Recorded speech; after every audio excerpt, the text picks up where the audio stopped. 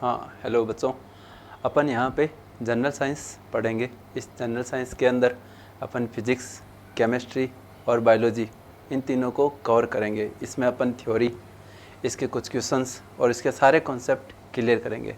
इसमें अपन धीरे धीरे पहले फिजिक्स कवर करेंगे, फिजिक्स के कुछ न्यूमेरिकल क्वेश्चन है वो भी कवर करेंगे, साथ में इसकी कुछ प्रैक्टिस शीट है वो भी कवर करेंगे। फिर इसके बाद कवर करेंगे केमिस्ट्री और उसके बाद कवर करेंगे बायोलॉजी। एक एक टॉपिक कवर करेंगे और इसके जो भी प्रॉब्लम होगी वो भी अपन साथ में कवर करते रहेंगे। अपन पहले देखते हैं जनरल साइंस में क्या क्या पढ़ेंगे। जनरल साइंस में अपन पढ़ेंगे, जनरल साइंस में अपन 3 चीज़ें पढ़ते हैं।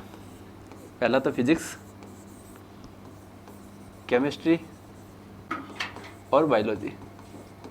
बच्चे फिजिक्स नाम से ही डरते हैं क्योंकि फिजिक्स में कैलकुलेशन होती है, समझने लायक चीज़ होती है, और केमिस्ट्री है उसमें भी समझना और रटना, याद करना दोनों चीज़ होती है, और इसमें खाली याद करने वाली चीज़ होती है। तो बच्चे डरते हैं फिजिक्स से कि सर समझ में नहीं आता, क्वेश्चन कैसे दिया हुआ है और आंसर कैसे करना है, इसकी अप्रोच कैसे करनी है, अपन को समझ में नहीं आता। लेकिन अपन ध्यान से जब अपन ये जो मैं पढ़ा रहा हूँ थ्योरी प्लस इसके जो न्यूमेरिकल है वो ध्यान से देखना, एक एक क्वेश्चन आराम से हो जाएगा। अपन पहले देखते हैं फिजिक्स।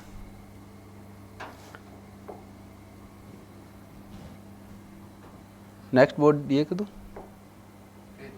अब देखो वापस है ना, इसको सर प्लस किया हुआ ना, प्लस ये इसके पास वाला, हाँ और आगे आओ। हाँ यहाँ पे हाँ ठीक है, नेक्स्ट सीट हो जाएगी। ओके, तो अपन पहले करते हैं फिजिक्स शुरू करते हैं। फिजिक्स इसलिए शुरू कर रहे हैं अपन क्योंकि बच्चे डरते इसी से हैं। कहते हैं सबसे पहले जो भूत होता है पहले भूत से ही अपन सामना कर लेते हैं, भूत को देख लेते हैं।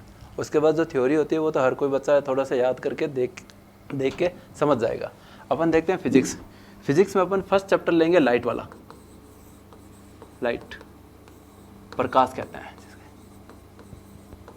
इस प्रकाश में से हर कोई भी कंपटीशन एग्जाम हो जाए उसमें एक क्वेश्चन पक्का आता है, एक या 2 क्वेश्चन आते हैं। इसमें बच्चों को कुछ न्यूमेरिकल नहीं पता होते हैं और कुछ कॉन्सेप्ट नहीं पता होते हैं जिसके कारण गलत कर देते हैं। इसमें अपन देखते हैं लाइट, प्रकाश। प्रकाश की क्या नेचर होती है, पहले अपन देखते हैं प्रकाश की नेचर। रिफ्लेक्शन,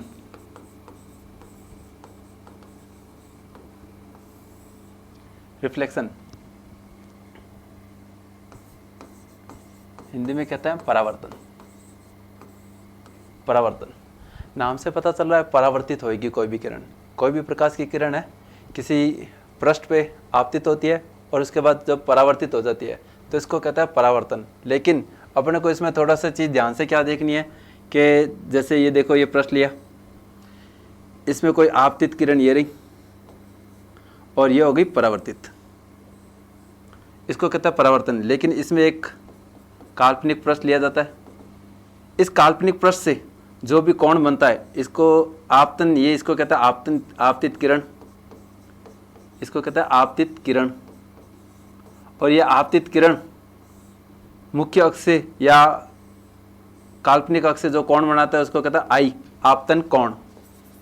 इसको क्या कहता है, आपतन कोण।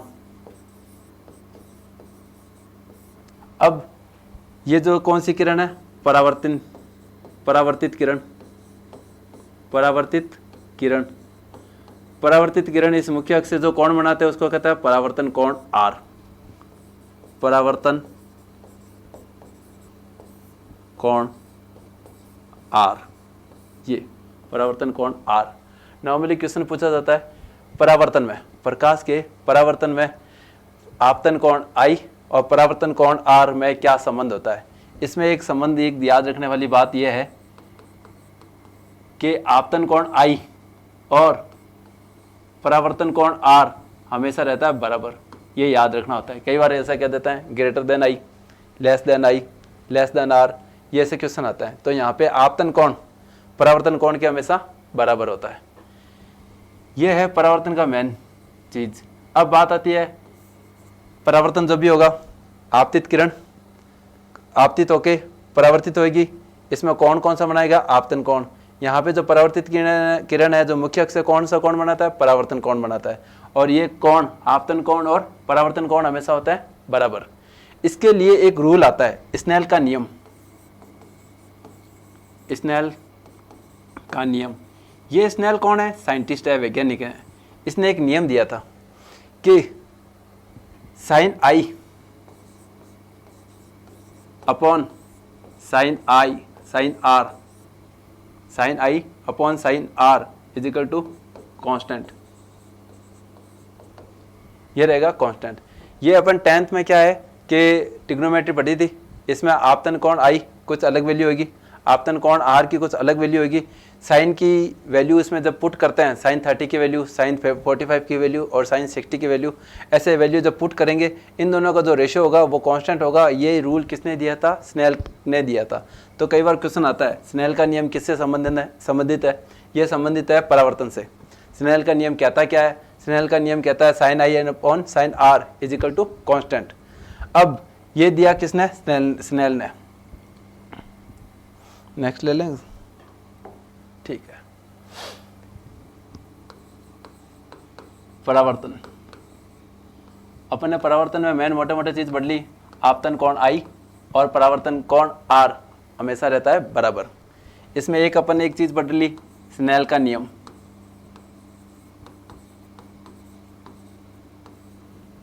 Sign I upon sine R, जिसको कांस्टेंट कह दो, म्यू कह दो, साथ में म्यू इसको सिंबलाइज कर दो कांस्टेंट को, ये कर दो, ठीक है। फिर इसके बेस पे क्वेश्चन ले लेते हैं, इसके बेस पे क्वेश्चन ले लेते हैं। स्नेल का नियम किस पर आधारित है? किस पर आधारित है? किस पर आधारित है? फर्स्ट आ जाएगा परावर्तन। अभी तो अपन ने इसकी बात कर ली तो आप सीधा आंसर दे ही दोगे। सेकंड आ जाएगा अपवर्तन। थर्ड आंसर आ जाएगा विवर्तन। और फोर्थ आंसर आ जाएगा इनमें से कोई नहीं।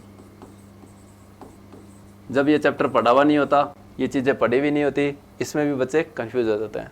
अपने को ये पता ही है इसका आंसर क्या होगा, परावर्तन हो जाएगा, और अपना 1 नंबर पक्का हो जाता है। अगर अपन इसको गलत करते हैं तो इसमें माइनस में चले जाते हैं, और अगर छोड़ते हैं तो वो क्वेश्चन गलत हो जाता है।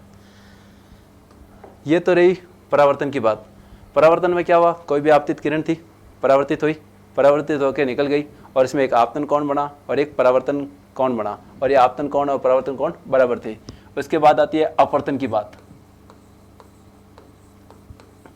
अपवर्तन की बात, इसमें रिफ्रैक्शन कहते हैं इसको, रिफ्रैक्शन। इसमें क्या है, थ्योरेटिकल क्वेश्चन अच्छे बनते हैं, और थ्योरेटिकल क्वेश्चन में भी विद रीजन भी पूछ सकते हैं। 4 ऑप्शन वाले आते हैं क्वेश्चन, उसमें रीजन पूछ सकते हैं, यह अपवर्तन कैसे है, क्यों है, और किस प्रकार लागू होता है। इसमें एक फेमस क्वेश्चन है कि हीरे का चमकना किस प्रकार का अपवर्तन है। ये एक तरह का आंतरिक परावर्तन का नियम होता है, यह आंतरिक परावर्तन एक तरह का अपवर्तन कहलाता है, वो अपन देख लेंगे।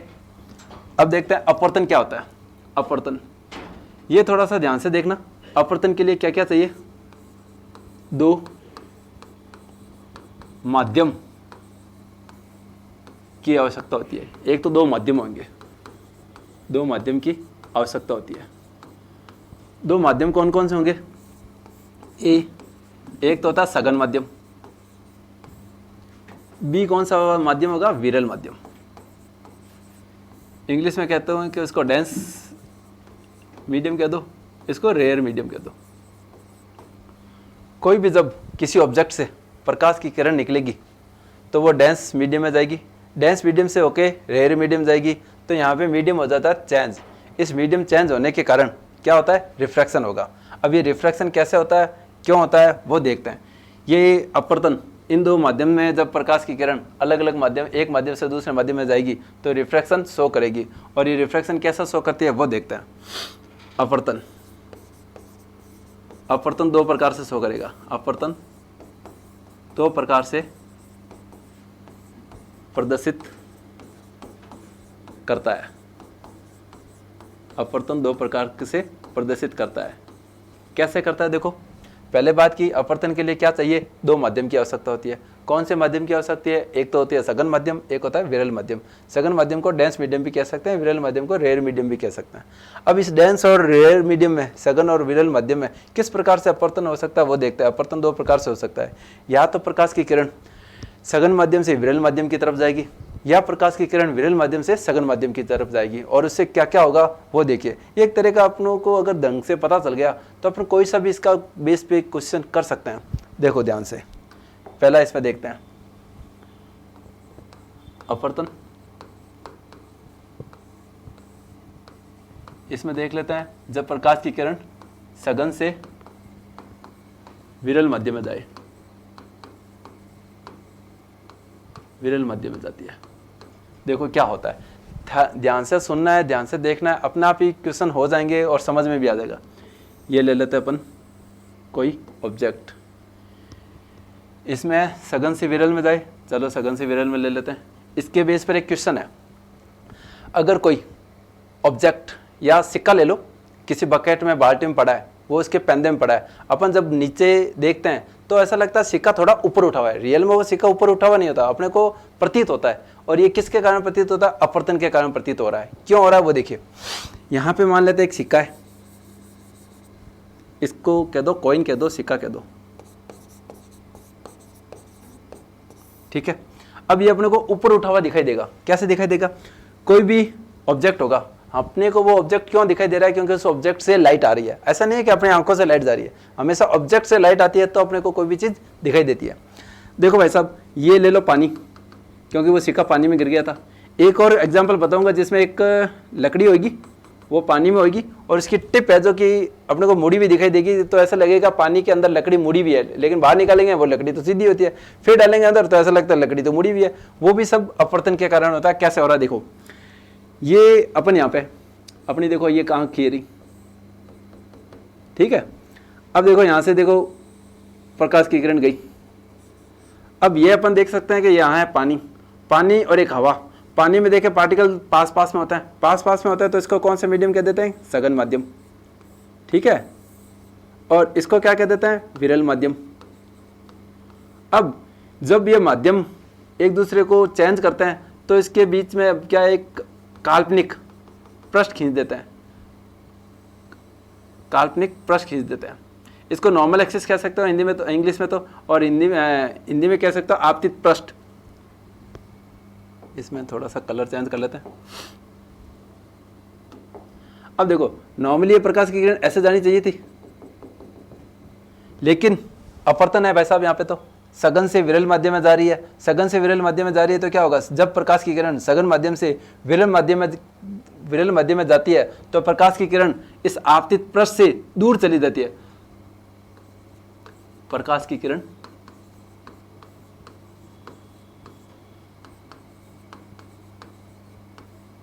आपतित पृष्ठ से दूर चली जाती है। और अगर प्रकाश की किरण उल्टा होगा, विरल से सघन, तो आपतित पृष्ठ की ओर मुड़ जाती है, आपतित पृष्ठ से दूर चली जाती है। अब देखो इससे क्या होगा, इससे सिक्का ऊपर कैसे ऊपर उठाई देखा। देखो ये सिक्का है, कोई भी ऑब्जेक्ट ले लो, यहाँ से प्रकाश की किरण गई। नॉर्मली प्रकाश की किरण सीधी सीधी सीधी ऐसे जानी चाहिए थी, लेकिन यहाँ पे दो माध्यम आ गए तो क्या हो रहा है, अपवर्तन हो रहा है। अपवर्तन हो रहा है तो क्या होगा, जब प्रकाश की किरण सघन माध्यम से विरल माध्यम की ओर,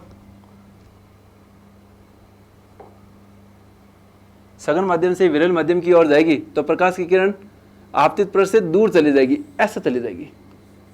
जाना ऐसा चाहिए था, चलिए ऐसे गई। अब इसको थोड़ा पीछे बढ़ा के देखते हैं, देखो ये रहा।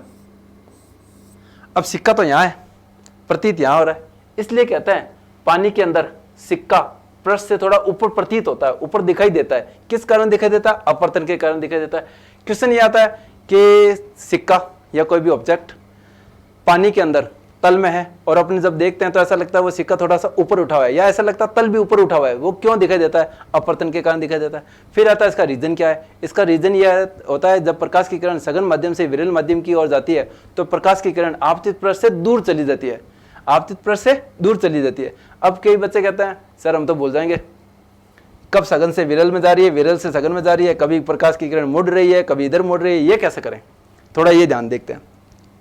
जब प्रकाश की किरण सघन से विरल की ओर जा रही है, विरल का मतलब होता है खुला खुला, अपन घर में बाउंडेशन होता है तो कहीं भाग नहीं पाते, जैसे ही विरल मध्यम या खुला कह देता है कि भाई जा, कैसे भी कहीं पे भी घूम जा, तो फिर उसके बाद क्या होता है, अपन दूर दूर जाते हैं। जाना अपने को 1 किलोमीटर 2 किलोमीटर से ज़्यादा अपने को घर वाले जाने नहीं देते, फिर कहते हैं कि चलो कोई नहीं आज कहीं पे भी जा सकते हैं, अपन जाते हैं फिर 20-30 किलोमीटर दूर, तो हमेशा दूर जाएंगे। तो मतलब क्या हो गया, अभिलंब से हमेशा दूर की तरफ जाएंगे। प्रकाश की किरण अभिलंब से हमेशा दूर जाएगी। आपतित पृष्ठ कह दो या अभिलंब कह दो, एक ही बात है, अभिलंब से दूर जाएगी। कब जाएगी, जब विरल माध्यम आ जाए। अब यहां पे विरल माध्यम आया और विरल माध्यम से होने के कारण क्या होगा, इस अभिलंब से दूर चली गई, और अभिलंब से दूर चली गई तो क्या होगा, सिक्का क्या होगा, ऊपर उठाई दिया। और ऊपर उठाई क्यों दिया, जब प्रकाश की किरण सघन से विरल की ओर गई तो प्रकाश की किरण आपतित पृष्ठ या अभिलंब से दूर चली गई, इसलिए वो सिक्का ऊपर उठाई दिया। एक और एग्जांपल देखते हैं, देखो अब इसका तो आंसर आप खुद ही दे दोगे, ये कैसे हुआ। देखो भाई साहब, ये लो, अपन करेंगे क्या, वही सघन से विरल माध्यम लेंगे, विरल माध्यम में प्रकाश की किरण जाएगी, विरल माध्यम में प्रकाश की किरण जाएगी, ठीक है। अब विरल माध्यम में इतना सा ध्यान देखना, कहाँ कर दिया, खुला खुला कर दिया, खुला खुला कर दिया तो क्या होगा, बच्चा दूर अपने हाथ से दूर निकल जाएगा, दूर निकल जाएगा तो कहाँ निकल जाएगा, वो अभिलंब से दूर जाएगी, तो प्रकाश की किरण क्या जाएगी, अभिलंब से दूर होगी, अभिलंब से दूर हो जाती है, और इसको कहते हैं क्या है, अपवर्तन कहते हैं। अब देखो, देख लेते हैं क्या हो रहा है। यहाँ पे देखो एक इधर ले लेते हैं, चलो ये एक छड़ है, पानी के अंदर डाली हुई है,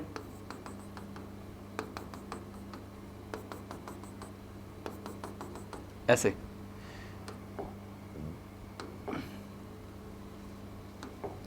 पानी के अंदर डाली, ये रहा टिप। अपन देखते हैं इसको, अपन देख रहे हैं इसको। अब अपन ये भी देखते हैं, इसमें ये भी क्वेश्चन आता है, ये क्या है कि जब पानी में छड़ पानी में मुड़ी हुई प्रतीत होती है, मुड़ी हुई प्रतीत होती है, क्यों मुड़ी हुई प्रतीत होती है, प्रतीत होती है क्यों, इसका आंसर दे रहे हैं अपन, होती है और क्यों। तो पहला तो आंसर हो गया इसका क्यों, अपवर्तन। अब अपवर्तन को समझ लेते हैं। ये रही भाई साहब टिप, टिप ये रही तो क्या होगा, अपनी आंखें ये रही, ठीक है। अब यहां से देखो प्रकाश की किरण गई, आंख की तरफ ऐसे जानी चाहिए थी, ये रहा अभिलंब, इस अभिलंब से देखो कहां जाएगी, सघन माध्यम है, ये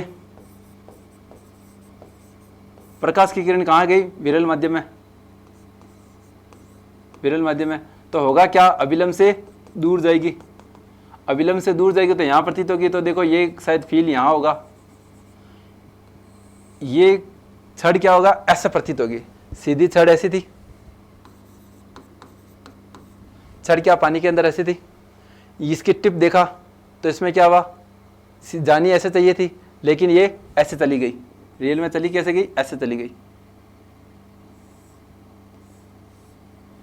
ऐसे चली गई, इसमें क्या हुआ, अपवर्तन हुआ है। अब इसको पीछे जब बढ़ा के देखा तो यहाँ पे क्या हुआ, ऐसा लगेगा कि ये रोड आपकी तो मुड़ी हुई है, और इस रोड को मुड़ी हुई का प्रतीत होना क्या क्या किसके कारण होता है, अपवर्तन के कारण होता है।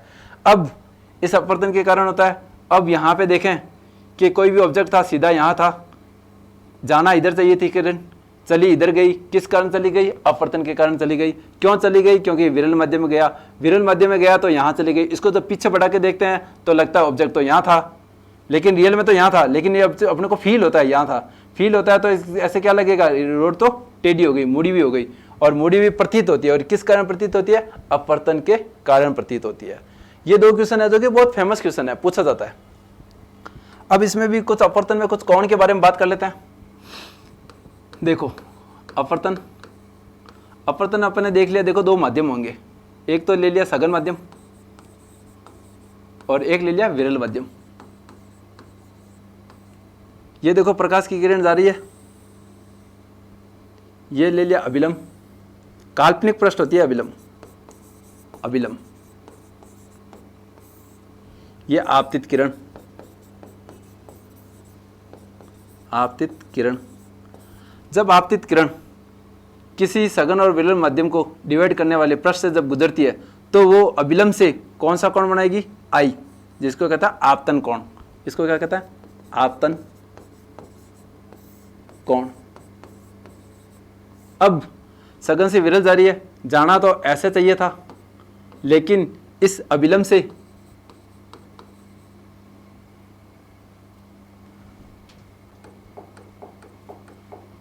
अभिलंब तो यह है, अभिलंब से कौन सा कोण बनाएगी? आर। इसको क्या कहेंगे? अपवर्तन कोण। इसको क्या कहेंगे? अपवर्तन कोण। अब ये गई कौन सी? यहां जानी क्या चाहिए थी? इधर। गई किधर? इधर। तो ये कौन हो गया? ये। और इसको क्या कहेंगे? अपवर्तन कोण। अब यहां पे परावर्तन में तो अपने क्या देखा था? परावर्तन में अपने देखा था कोण आई बराबर कोण आर होता है, लेकिन अपवर्तन में कोण आई और कोण आर बराबर नहीं होते, क्योंकि आई तो होता था आपतन कोण, इसमें भी आपतन कोण है, लेकिन आर क्या था? परावर्तन कोण। यहाँ पे क्या है? अपवर्तन कोण। तो यहाँ पे आई आर से बड़ा भी हो सकता है, आई आर से छोटा भी हो सकता है। परावर्तन की कंडीशन में अलग चीज होती है, परावर्तन में आई और आर हमेशा बराबर होंगे, लेकिन अपवर्तन में आई आर से बड़ा भी हो सकता है, आई आर से छोटा भी हो सकता है। यहाँ पे देखो आई ये रहा, आर ये रहा, बराबर होते हैं, लेकिन यहाँ पे आर हो गया छोटा, तो ये कंडीशन हो गई। ये कंडीशन कब होगी? जब किरण सघन से विरल माध्यम में जाए। अब जब विरल से, हाँ इस तरह देखें, जब कोई भी किरण, प्रकाश की किरण विरल से सघन माध्यम में जाएगी, विरल से सघन माध्यम में जाएगी, तो ये कंडीशन होगी। कई बार क्वेश्चन आता है I is equal to R, then क्या हो रहा है? परावर्तन हो रहा है। I greater than R, I less than R, तब क्या हो रहा है? बच्चे करके आ जाता है परावर्तन, क्योंकि अपन ने परावर्तन ही पढ़ रखा होता है, अपवर्तन तो देखा ही नहीं होता। तो ये अपवर्तन है। अपवर्तन में अगर जब आर की वैल्यू कम होती है तो सघन से विरल के माध्यम में जारी होती है, जब आर की वैल्यू ज्यादा होती है तो प्रकाश की किरण विरल से सघन माध्यम में जारी होती है। यहाँ पे प्रकाश की किरण कहां से कहां जा रही है? सघन से विरल में जा रही है, सघन से विरल में जा रही है। देखो आई का कोण ये रहा, आई का कोण इधर होना चाहिए था, लेकिन ये थोड़ी सी इधर मुड़ गई, तो ये क्या होगा? अभिलंब से दूर, सॉरी ये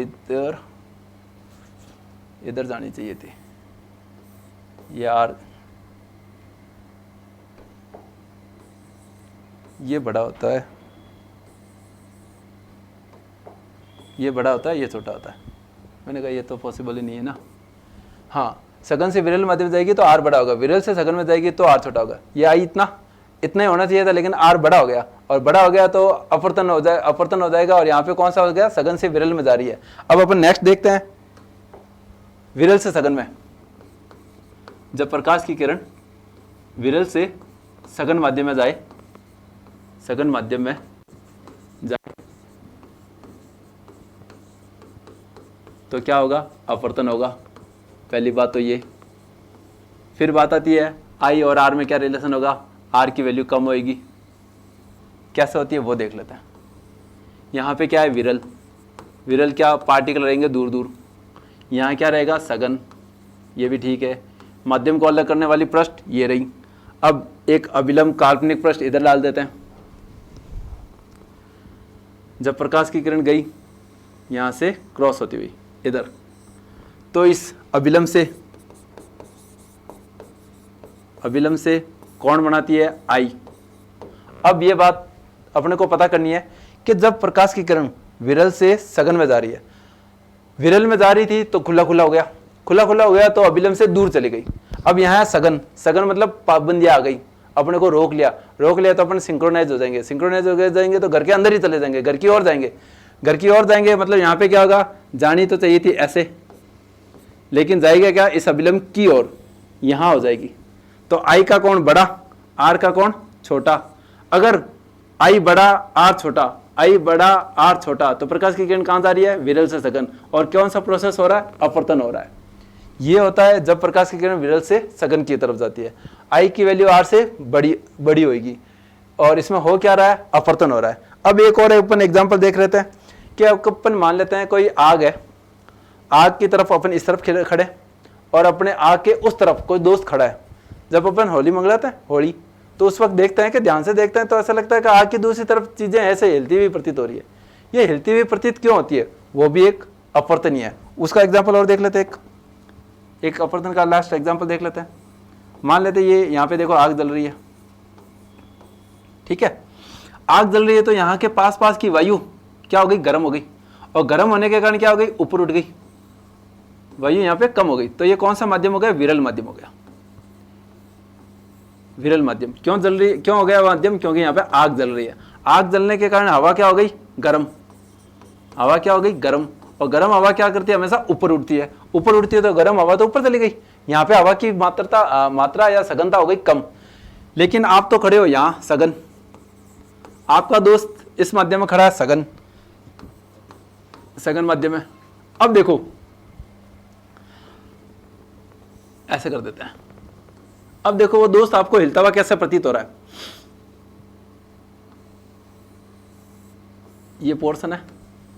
अब देखो आपको दोस्त हिलता हुआ प्रतीत कैसे हो रहा है? और आपका दोस्त, या ये इधर से शुरू कर देते हैं, यहां से कोई प्रकाश की किरण गई आपकी दोस्त की, ये देखो पृष्ठ। अब आप खुद बताइए, जब प्रकाश की किरण सघन से विरल की तरफ जा रही है तो क्या होगा? अभिलंब से दूर जाएगी। ये रहा अभिलंब। अभिलंब जाना तो ऐसे चाहिए था, लेकिन जाएगी कैसे? ऐसे। ये डायग्राम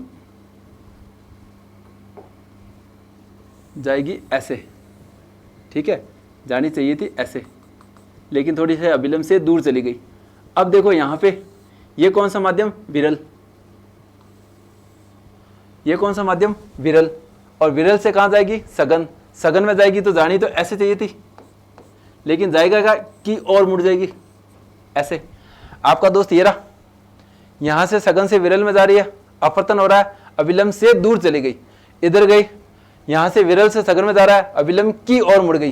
तो आप यहां खड़े हो, देख रहे हो दोस्त को। अब इसको देखो पीछे बढ़ा के देखते हैं। अब देखो आपको यहां दिखाई दे रहा है, ऐसा लगता है ये रहा, आप थे यहां पे लेकिन प्रतीत हो रहे हो यहां। फिर दिमाग कहेगा नहीं दोस्तों यहां है, इसलिए वो तो इमेज हिलती हुई दिखाई देती है। क्यों दिखाई देती है? क्योंकि आग थी, हवा गर्म की, गर्म होने से हवा तो ऊपर उठ गई, माध्यम हो गया विरल। यहां से कोई भी ऑब्जेक्ट था, आपका दोस्त था, आपको दोस्त दिखाई दे रहा था, यहां से सघन से विरल गया, सघन से विरल गया तो अभिलंब से दूर चली गई, अभिलंब से दूर गई, यहां से वापस क्या हो गया? विरल से सघन आ गया, अभिलंब की ओर आ गई, यहां पे आ रही है। अब इसको पीछे बढ़ा के जब देखेगा, दिमाग पीछे बढ़ा के देखेगा तो लगेगा ऑब्जेक्ट तो ये रहा, लेकिन रियल ऑब्जेक्ट ये रहा। अब दिमाग कहेगा नहीं, दिमाग अपवर्तन को मैनेज करने की कोशिश करेगा, लेकिन इमेज इधर लेके आएगा, फिर वापस अपवर्तन होगा, इधर आएगी, तो ऐसे लगेगा इमेज हिल रही है। और इस हिलने का रीजन क्या होता है? प्रकाश की किरण सघन से विरल, विरल से सघन, 2 बार अपवर्तन होता है, उसके कारण इमेज हिलती हुई दिखाई देगी, और इसका रीजन होता है अपवर्तन। इसका रीजन क्या होता है? अपवर्तन। अब देखो यहां पे क्या होता है, जब कोई वस्तु आग के दूसरी तरफ होती है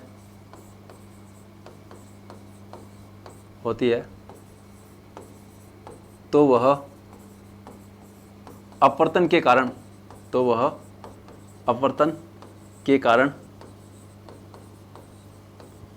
हिलती हुई प्रतीत होती है, यहाँ पे प्रतीत हो रही है, ना कि रियल में वो हिल रहा है। और प्रतीत क्यों हो रही है? अपवर्तन के कारण हो रही है। डायग्राम ये रहा, इससे अपने को ध्यान से देखना है, चीज गई कहाँ पे? ये रहा, जानी कहाँ पे थी, लेकिन अपन चले गए थोड़े से ऊपर, यहाँ से फिर क्या हो गया? विरल से सघन, जानी इधर थी, अपन चले गए इधर, पीछे पढ़ा के देखा, ये रहा रियल ऑब्जेक्ट, ये रहा इमेजिनरी ऑब्जेक्ट, ये रहा। फिर लगेगा नहीं, इधर उधर इधर उधर, ये ऐसे लगेगा इमेज हिल रही है। तो आग की दूसरी तरफ वस्तुएं हिलती हुई इसलिए प्रतीत हो रही है अपवर्तन के कारण, ठीक है। अब अपन ने बात की 2 चीजें, अपन ने प्रकाश के लिए 2 चीजों की बात की। पहले तो बात की परावर्तन की, उसके बाद बात की अपवर्तन की। इसमें से जो क्वेश्चन आते हैं और जो कॉन्सेप्ट है वो अपन ने बात कर ली। परावर्तन में बात कर ली, आपतन कोण I और परावर्तन कोण R हमेशा बराबर रहेंगे। अपवर्तन कोण में बात कर ली, कि आई की वैल्यू आर से ज़्यादा हो सकती है, आई की वैल्यू आर से कम हो सकती है। ज़्यादा कब होगी? जब है जो कि कोई भी किरण सघन से विरल की तरफ जाए। कम कब होगी? जब प्रकाश की किरण विरल से सघन की तरफ जाए। इसके क्वेश्चन है जो कि अपन ने देख लिया, विरल से सघन की तरफ जाए। इसका एक फेमस क्वेश्चन है जो कि अपन ने अभी तक बताया है, उससे भी थोड़ा अलग है। क्वेश्चन आता है ये काफी बार क्वेश्चन आया हुआ है, ये आरएस में भी आया हुआ है। आरएस में क्वेश्चन आया हुआ है, इंद्रधनुष व डायमंड का चमकना किस प्रक्रम के कारण होता है? इन दोनों में से एक आता है, मैं तो दोनों को साथ में ले रहा हूं। चमकना किस कारण होता है? किस कारण होता है? किस कारण होता है? अभी मैं एक आंसर बता दूंगा तो भी आप इसको गलत करोगे। किस कारण होता है? इसका रीजन देखो, आंतरिक परावर्तन के कारण। कैसे होता है वो भी देखेंगे, आंतरिक परावर्तन के कारण। आंसर पता चल गया? डायमंड का चमकना या इंद्रधनुष का बनना किस प्रक्रम के कारण होता है? आंतरिक परावर्तन के कारण। आपको आंसर समझ आ गया? आंतरिक परावर्तन के कारण। अब मैं 4 ऑप्शन देता हूं इसी के बेस पे, और फिर भी आप गलत करोगे। देखो, मैं एक ऑप्शन देता हूं, किसके कारण होता है? परावर्तन के कारण। किसके कारण होता है? अपवर्तन के कारण। किसके कारण होता है भाई? विवर्तन के कारण। किसके कारण होता है? नथिंग, नन, कोई नहीं, नन लिख देते हैं। अब करो भाई साहब, हाँ भैया आंसर बताओ। परावर्तन, अपवर्तन, विवर्तन, नन। 100 में से 99 बच्चे ये करके आ जाते हैं परावर्तन, लेकिन परावर्तन नहीं होता। आंसर होता है, ये तो होता है गलत, ये होता है आंसर सही। अब आप कहोगे सर ये तो धोखा है, आप कह रहे हो कि इंद्रधनुष और डायमंड का चमकना किस कारण? हाँ,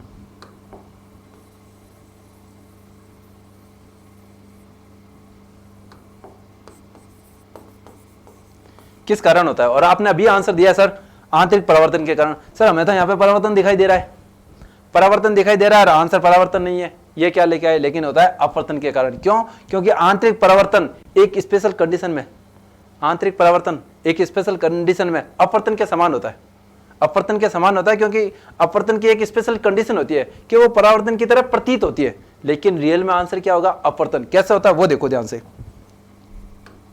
क्योंकि ये जब भी क्वेश्चन आता है ना, बच्चों का पढ़ा होता है, डायमंड का चमकना, इंद्रधनुष का बनना आंतरिक परावर्तन के कारण होता है। वो परावर्तन याद रह जाता है, लेकिन वो आंतरिक भूल गए। वो हुआ क्या? देखो, इंद्रधनुष बनता क्यों है? पहले बात आई इंद्रधनुष। देखो ध्यान से देखेंगे ना तो बड़ी गजब गजब की चीजें हैं। इंद्रधनुष क्यों बनता है? इंद्रधनुष बनता है जब बारिश आती है। बारिश आती है तो क्या होता है? नमी होती है। नमी होती है तो क्या होता है? हवा में बूंदे रह जाती है, और बूंदों के कारण अपने को इंद्रधनुष दिखाई देता है। सूरज यहाँ पे, इंद्रधनुष हमेशा अपोजिट डायरेक्शन में दिखाई देगा। तो हुआ क्या? देखो ये रहा, देखो चलो मान लेते हैं कि हवा में बूंद रह गई। सर इतनी बड़ी बूंद तो होती नहीं है, लेकिन समझने के लिए तो बनानी पड़ेगी, देख लेते हैं। अब यहाँ पे क्या हुआ? प्रकाश की किरण आई, ये रही, ठीक है। यहाँ पे ये बूंद है तो पानी होगी, और ये हवा है तो ये विरल माध्यम है, विरल माध्यम है, और ये सघन माध्यम है, और ये वापस कौन सा माध्यम हो गया? विरल माध्यम। ये 3 कंडीशन आती है, 3 माध्यम आते हैं, और 3 माध्यम को क्रॉस करते हुए फिर एक अपने को इंद्रधनुष बनेगा। ये देखो प्रकाश की किरण गई, यहाँ पे विरल, ये देखो ये लो अभिलंब ले लेते हैं, यहाँ पे विरल, यहाँ पे सघन। जाना इधर चाहिए था, लेकिन सघन जा रहा है तो अभिलंब की ओर जाती है, अभिलंब की ओर। ये लो अभिलंब की ओर गई, ये लो भाई साहब अभिलंब की ओर गई। अब यहाँ पे क्या है? सघन, सघन से कहाँ जाएगा? विरल की ओर। विरल की ओर जाने चाहिए तो जाने तो इधर चाहिए थी, लेकिन जाएगा किधर? इधर, ऐसे। प्रकाश की किरण, ये रहा प्रकाश किरण, प्रकाश की किरण, और यहाँ पे इस तरफ बनेगा, और ये लास्ट जब आएगा तो ये प्रकाश की किरण कलर में फैल जाएगी, और ये किस में फैलेगी? विबग्योर में। विबग्योर में। और आर कई बार ऐसे भी पूछा जाता है इंद्रधनुष में, आर जो रंग होता है, लाल कलर होता है, बैंगनी कलर होता है, ऊपर कौन सा कलर होता है, नीचे कौन सा कलर होता है, आर ऊपर ऊपर ले लेता है। इसकी तरंग दैर्ध्य हमेशा ज़्यादा होती है, इसकी तरंग दैर्ध्य हमेशा कम होती है। हुआ क्या, अपवर्तन हुआ, इधर से इधर गया, इधर से इधर गया, और इधर अपने को विरल माध्यम आया, अपवर्तन हो गया। आपको सर वो आंतरिक परावर्तन वाला कॉन्सेप्ट तो यहाँ पे अभी तक आया ही नहीं।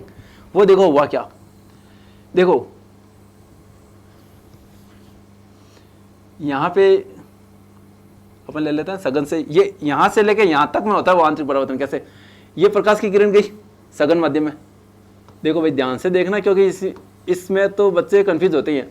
ये कहाँ गया, इधर जानी चाहिए थी, किधर चली गई, इधर गई, इधर एक कोण इधर लिया, जानी कहाँ चाहिए थी, इधर, लेकिन जाएगी कहाँ, इधर। लेकिन एक पर्टिकुलर कोण आएगा आई, जिसमें होना क्या चाहिए था, अपवर्तन, लेकिन वो अपवर्तन होकर ऐसा हो जाएगा कि वो यहां चली जाएगी, यहां आ गई, और वो कोण कितना हो गया, आर इतना हो गया।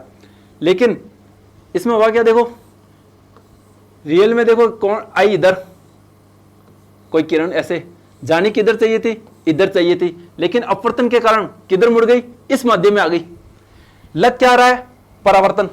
रियल में हुआ क्या, अपवर्तन। क्यों हुआ, क्योंकि हमेशा सघन से विरल माध्यम में गई। क्यों गई, क्योंकि प्रकाश की किरण बहुत ही आई की वैल्यू बहुत ही ज्यादा थी, तो आर की वैल्यू यहां होनी चाहिए थी, लेकिन आर अपवर्तन के कारण इतनी अपवर्तन हो गया कि इसी माध्यम में आ गई, इसी माध्यम में आ गई, तो आर की वैल्यू ज्यादा हो गई। और लगेगा क्या, ये परावर्तन हो रहा है, लेकिन रियल में हो क्या रहा है, अपवर्तन हो रहा है। इसको क्या कहता है, आंतरिक परावर्तन। और आंतरिक परावर्तन एक तरह का क्या है, अपवर्तन है। आंतरिक परावर्तन क्या है, एक तरह का अपवर्तन है। वो होता है यहां, जो मैं ये प्रोसेस दिखा रहा हूं। दोबारा देखते हैं इसको, क्यों मुझे पता है कि ऐसा लगेगा कि ये क्या हो रहा है। इसको दोबारा देखते हैं।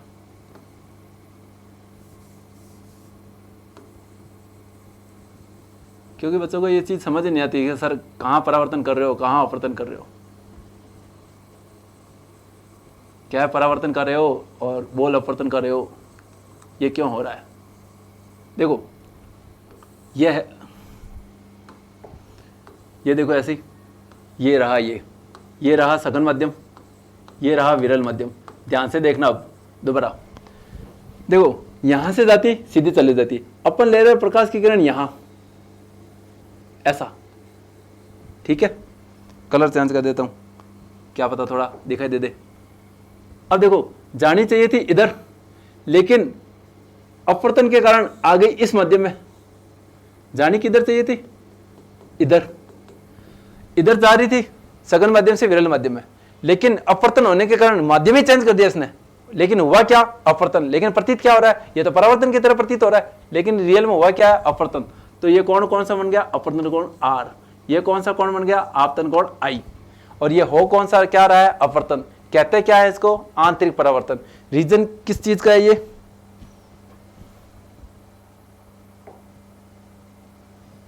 ये इंद्रधनुष और डायमंड का चमकना किस कारण होता है, आंतरिक परावर्तन के कारण होता है। आंतरिक परावर्तन क्या तरह का, एक तरह का अपवर्तन है, और एक तरह का अपवर्तन कैसे अपन ने देखा था, कैसे देखा था, बूंद है, इस बूंद को सघन माध्यम मान लिया, प्रकाश की किरण सूरज से देखो प्रकाश की किरण गई, बूंद से होते हुए गई, पहले विरल से सघन में अपवर्तन हुआ, फिर सघन से विरल में हुआ। जैसे प्रकाश की किरण सघन से विरल में आएगा तो विबग्योर में कलर में चेंज होगी, तो इंद्रधनुष देखो सूरज के विपरीत दिशा में बना, सूरज बाबा ये रहा, इंद्रधनुष ये रहा, इस कलर में डिस्पर्स हो गया, और ये बन गया अपवर्तन, और इसमें क्या बन गया, ये इंद्रधनुष बन गया। और इस इंद्रधनुष के बेस पे एक क्वेश्चन पक्का आता है, एक क्वेश्चन पक्का आता है, आरएस में भी आ जाता है, और दूसरे कॉम्पिटिटिव एग्जाम में भी बहुत बार पूछा जाता है, इंद्रधनुष कैसे बनता है, कलर का सीक्वेंस क्या होता है, इस आर का लाल रंग का तरंग दैर्ध्य ज्यादा होता है, कम होता है, ये सब क्वेश्चन पूछा जाता है। इस डायग्राम के बेस पे बहुत क्वेश्चन पूछे जाते हैं। तो ये रियल में है क्या, अपवर्तन है। अब बात करते हैं, अपन ने परावर्तन कर लिया, अपवर्तन कर लिया, इसके कुछ क्वेश्चन देख लिए। अब बात करेंगे अपन दर्पण और लेंस की, दर्पण व लेंस की, और फिर क्या बात करेंगे इसके साथ, इनसे संबंधित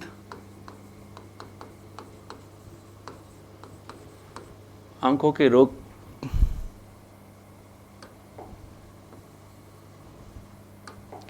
इनसे संबंधित आंखों के रोग का निदान, रोग का निदान ये समझेंगे अपन। पहले अपन ने ना दर्पण पढ़ेंगे, लेंस पढ़ेंगे, दर्पण 3 तरह के होंगे वो भी पढ़ेंगे, लेंस उत्तल और अवतल होंगे वो पढ़ेंगे, इसके कुछ फॉर्मूले होंगे वो भी पढ़ेंगे, किस में पावर ज़्यादा होगी, किस में पावर कम होगी, किसकी फोकस दूरी ज़्यादा होगी, कैसे डायग्राम बनेंगे सब देखेंगे। और इनको यूज लेते हुए आंखों के रोग होते हैं, हाइपरमेट्रोपिया, निकट दृष्टि, दूर दृष्टि, जरा दृष्टि रोग होते हैं, और उनको कैसे ठीक किया जाएगा इन लेंस के यूज से, वो कैसे होगा वो अपन पढ़ेंगे। अब दर्पण व लेंस, अपन इसके लिए पहले बात करते हैं दर्पण की। अपन बात करते हैं दर्पण की। दर्पण, दर्पण 3 तरह के होते हैं। समतल दर्पण, एक बात कर लेते हैं उत्तल दर्पण, और एक बात कर लेते हैं अवतल दर्पण।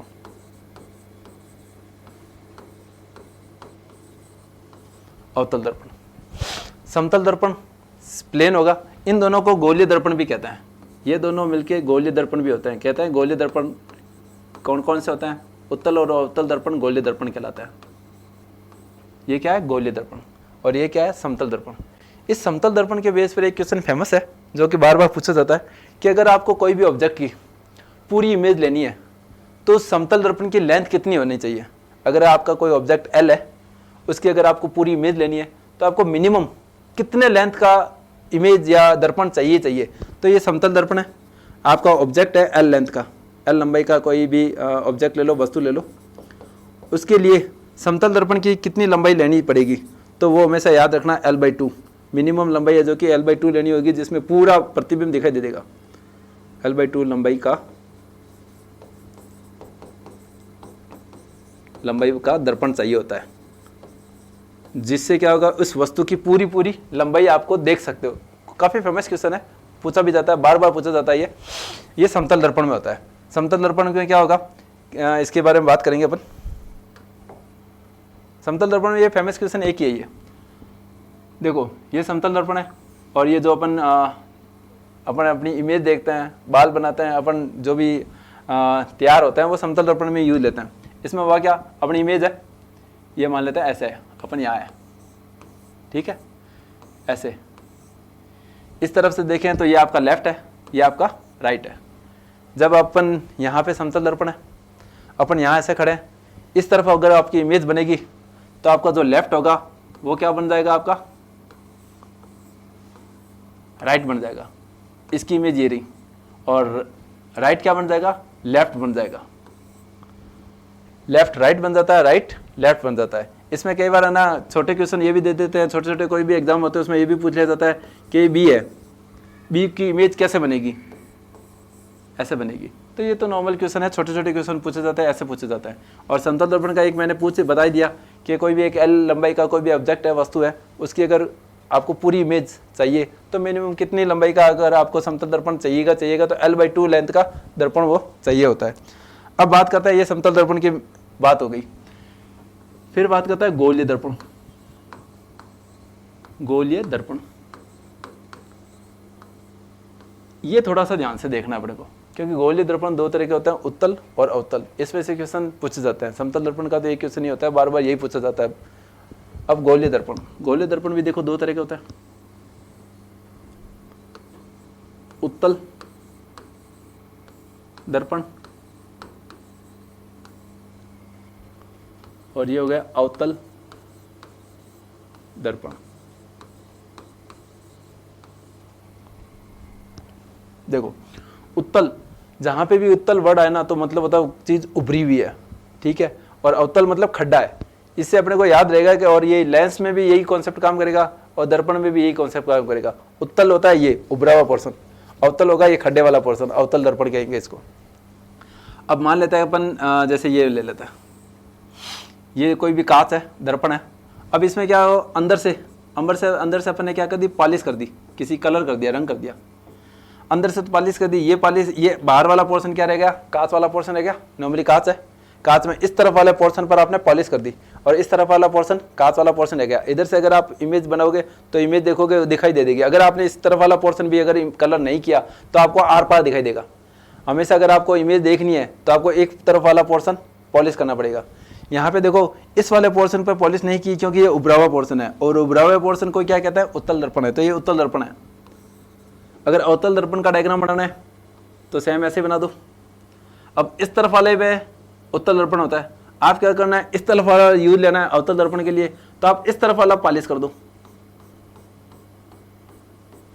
ये पॉलिश कर दो। ये उत्तल दर्पण का डायग्राम हो गया, ये अवतल दर्पण का डायग्राम हो गया। भाई कई बार बच्चे तो डायग्राम बनाते हैं तो ये भूल जाते हैं कि उत्तल कौन अवतल कौन, फिर उसके बाद आंसर तो गलत आना ही आना है। ये बात होती है उत्तल और अवतल दर्पण की। ठीक है, ये कई बार ये भी पूछा जाता है उत्तल और अवतल दर्पण किस में आता है, गोलीय दर्पण का एग्जाम्पल है। अब देखो उत्तल दर्पण के बारे में पहले बात कर लेते हैं, क्या क्या होती है उत्तल दर्पण। उत्तल दर्पण की दो इमेज बनती है, दो प्रतिबिंब बनते हैं, दो तरह के प्रतिबिंब बनेंगे, दो प्रतिबिंब बनते हैं।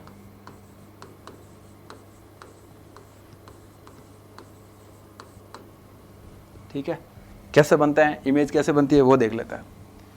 एक तो लिख लेते हैं वस्तु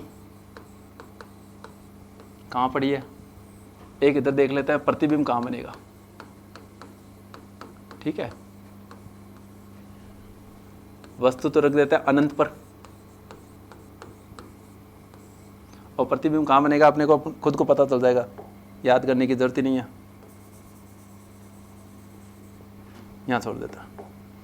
ठीक है, और इसमें डायग्राम कलरफुल बना लेते हैं जिससे समझ में आ जाएगा। देखो ये लो आपका उत्तल दर्पण।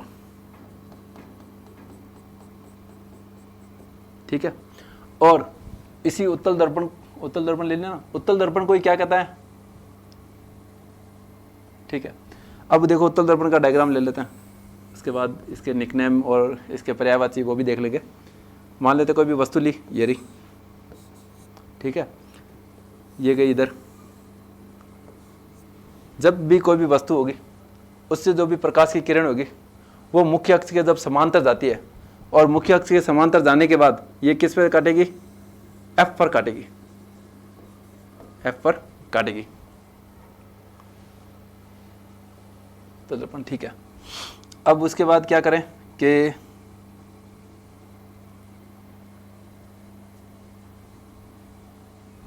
उल्टा हो जाएगा क्या। ठीक है,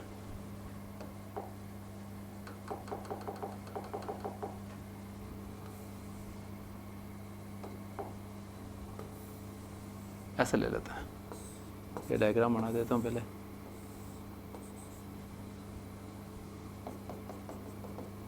ऐसे और ऐसे।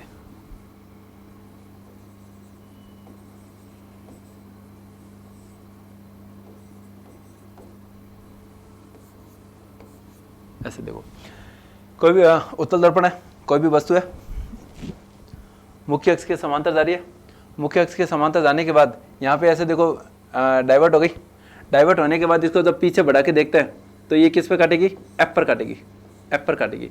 और ये क्या है, 2F, या इसी को कहता है C, एफ पर काटेगी। अब यहाँ से ही कोई भी वस्तु की इमेज की किरण लेके जाएंगे और वो वहाँ से क्या 2C से होके पास कर देंगे। ये यहाँ पे कहाँ पे कट रही है, यहाँ पे कट रही है, यहाँ पे कट रही है। ये फर्स्ट एग्जाम्पल है। अगर कोई भी वस्तु है अनंत पर है तो वो उसकी इमेज प्रतिबिंब कहाँ बनाएगी, ये इमेज बनाएगी O प्रकाश केंद्र और F के बीच।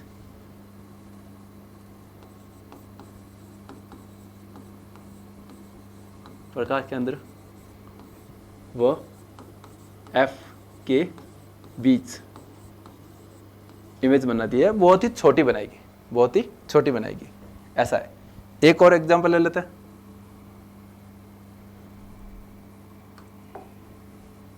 ये तो गया एक। दूसरी, अगर कोई वस्तु अनंत के अलावा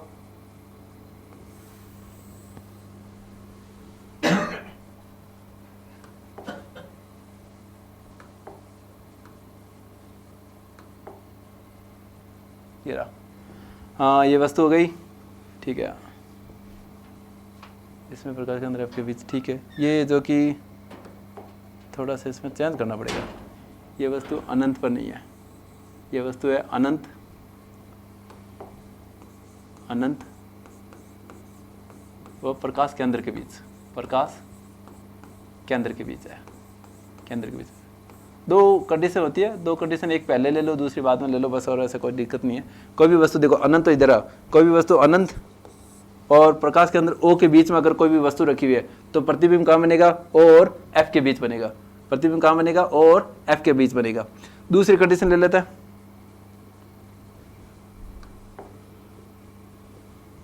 दूसरी कंडीशन ले ली, अगर वस्तु कहाँ बनी हुई है, रखी हुई है, अनंत पर रखी हुई है, तो ये प्रतिबिंब कहाँ बनेगा, एफ पर बनेगा। प्रतिबिंब कहाँ बनेगा, प्रतिबिंब कहाँ बनेगा, प्रतिबिंब कहाँ बनेगा, एफ पर बनेगा।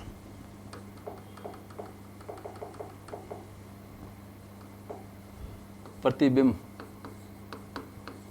कहाँ बनता है, एफ पर बनता है, एफ पर बनता है। कैसे बनता है वो देखो ध्यान से, ये लो, ये देखो, ये देखो आपके उत्तल दर्पण बन गया, ये देखो आपका, ये देखो आपके अनंत से कोई वस्तु आ रही, वस्तु की किरण आ रही है, अनंत पर कोई वस्तु रखी हुई है, ये देखो यहाँ पे फैल गई, ये देखो इधर फैल गई, पीछे बढ़ाया, कहाँ पर कटेगी, एफ पर कटेगी। ये देखो अगर कोई भी वस्तु कहाँ रखी हुई है, अनंत पर रखी हुई है, अनंत पर रखी हुई है, अनंत से जा रही है, ये देखो यहाँ पे भी अनंत पर, यहाँ पे भी अनंत से कोई भी देखो किरण आ रही है, तो देखो यहाँ से इधर विवर्त हुई, फैली, और फैलने के बाद जब इसको वापस पीछे बढ़ा के देखते हैं तो यहाँ पे कहाँ बन गई, एफ पर।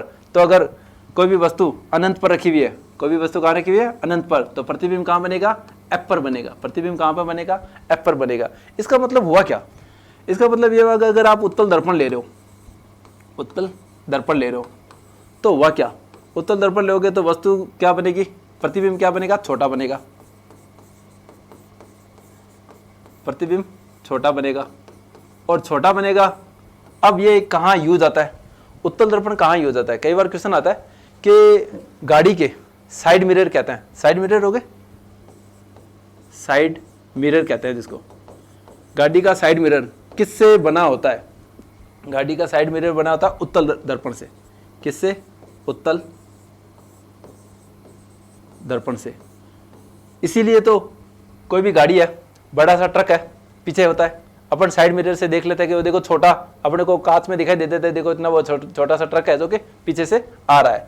तो किस क्या यूज लेते हैं, उत्तल दर्पण यूज लेते हैं। अगर साइड मिरर में, कई बार क्वेश्चन आता है, ये फेमस क्वेश्चन है कि गाड़ी के साइड मिरर में कौन सा दर्पण यूज लिया जाता है, समतल दर्पण, उत्तल दर्पण, अवतल दर्पण। तो अपने को वो क्या करना है, उत्तल दर्पण करना है। क्यों, क्योंकि वो उस वस्तु का आकार छोटा कर देता है। अब ये भी लिखा हो, कई बार क्वेश्चन आता है कि एम्बुलेंस की गाड़ी में आगे की फ्रंट पर एम्बुलेंस नाम उल्टा क्यों लिखा हुआ होता है, क्योंकि अपन जब गाड़ी चला रहे होते हैं तो उसके साइड मिरर में जब अपन देखते हैं, साइड मिरर में अपने को वो एम्बुलेंस का जो उल्टा नाम होता है उस कांच पर रिवर्स दिखाई देता है, फिर उसके बाद वो एम्बुलेंस है जो कि अपने को सीधा दिखाई दे देता है। तो अपने को इजीली समझ में आ जाता है कि ये एम्बुलेंस आ रही है पीछे से, इसलिए अपन साइड दे देते हैं। मान लो कि वही अगर सीधा लिखा हुआ होता और अपने कांच पर इमेज पड़ी उसकी, और एम्बुलेंस उल्टा लिखा हुआ हुआ, और अपन तो चलो ठीक है थोड़ा सा पढ़ा लिखा नहीं होगा तो उसको तो वो समझने में टाइम लगा लेगा कि वो पीछे आ क्या रही है, और वो पीछे हटेगा ही नहीं, आगे फिर वो रास्ता ही नहीं देगा।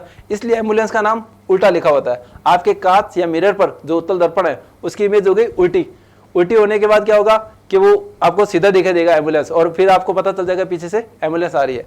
और ये साइड मिरर, कई बार क्वेश्चन पूछा जाता है, साइड मिरर किस दर्पण का बना होता है, उत्तल दर्पण का बना होगा। उसमें क्या होता है, प्रतिबिंब छोटा दिखाई देता है। ठीक है, ये हो गई आपके उत्तल दर्पण की बात। अब इसके बारे में आगे अपन बात करेंगे, देखो कल की क्लास में अपन बात करेंगे अवतल दर्पण की, फिर उसके बाद बात करेंगे अपन लेंस की। लेंस है जो कि उत्तल दर्पण और अवतल लेंस एक दूसरे जैसे, एक जैसे ही हैं। अवतल लेंस उत्तल दर्पण के जैसे हैं, मतलब लेंस और दर्पण अलग अलग उल्टे एक जैसे हैं, जैसे उत्तल लेंस अवतल दर्पण, अवतल लेंस उत्तल दर्पण एक जैसे जैसे होता है, इमेज एक जैसी होगी। ठीक है, इनके कुछ फॉर्मूले होंगे, फोकस दूरी का, मैग्निफिकेशन का, पावर का, वो भी अपन बात करेंगे कल। और इसके बाद अपन जो कोई भी रोग होता है आंखों में, उसके ट्रीट के लिए कौन कौन से लेंस यूज लेते हैं वो अपन कल बात करते हैं। ठीक है, ओके बाय, अपन नेक्स्ट क्लास में मिलते हैं फिर। वो स्टॉप लिखा हुआ है ना, स्टॉप रिकॉर्डिंग होगी ना।